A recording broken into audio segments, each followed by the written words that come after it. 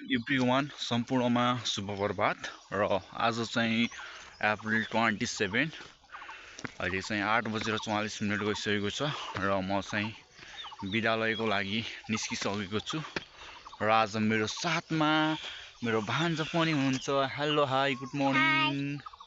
High.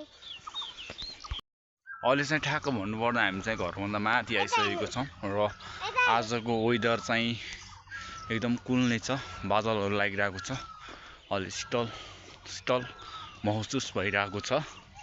अगाडि चाहिँ मेरो भान्जा हिँडिरहनु भएको छ, उहाँ चाहिँ फेरि बाटोमा हिँड्दा गफ हानेको हाने हो। उहाँ चाहिँ अहिले हामी चाहिँ यो जङ्गलको बाटो चाहिँ हिँड्दैछौँ र भान्जा चाहिँ अगाडि हिँडिरहनु भएको छ।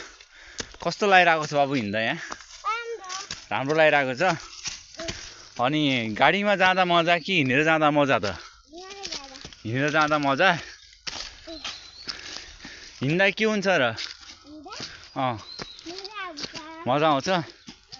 मलाई त गाह्रो हुन्छ त हिँडेर जाँदा त। हो।